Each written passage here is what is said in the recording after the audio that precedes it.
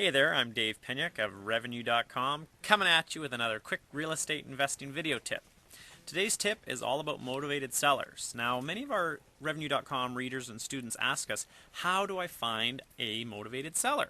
Well, before I just go saying, oh, try this strategy, do this, do that, let's define what is a motivated seller or what makes a motivated seller. Because before you go trying to find one, you want to actually know what that is. What will make up a motivated seller? Because then you'll recognize it a lot quicker and you'll know how to put your ads together to reach out to those people.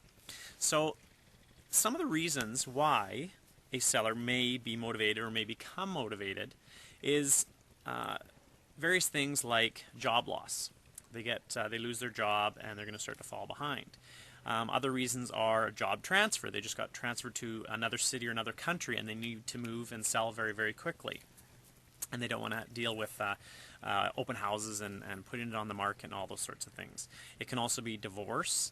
It can be death of a family member or the owner, unfortunately. In those instances, again, they may need to sell quickly. It can also be things such as pregnancy.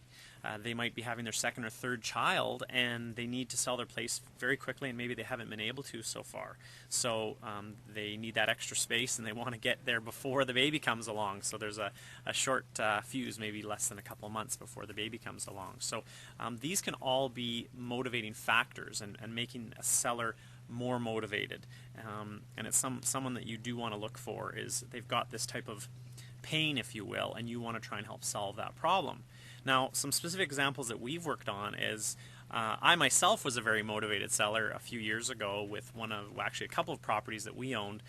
Without giving you all the details, you've probably heard in other videos, but basically I was losing money every month on them. I had a lot of troubles with the tenants. I just wanted to sell them. Now, I wasn't so motivated that I was going to take a 50% discount, but if somebody came to me with a reasonable 10%, 15% off what I wanted, I probably would have sold that property.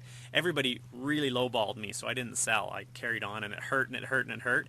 But if a reasonable discount came in, I would have sold that property in a cinch. So I was motivated. I know how that feels. Other examples, we're looking at one deal right now where the sellers had a job transfer and they're having to drive back and forth on the weekends. It's about a 2-hour drive to take care of the house, and the husband actually has Parkinson's disease and he wants to simplify his life and get into a condo. So there's some motivation there and we're working with them to try and come to agreement on terms. So all of these different factors and examples should give you an idea of what makes up a motivated seller, and you want to solve that problem. It doesn't necessarily mean that you're going to get a 20 or 30% discount on the value, but you might get a 5 or 10%, or you might get very favorable terms. So look for that motivation factor when finding the ideal seller. For making more revenue with real estate, check out Revenue.com.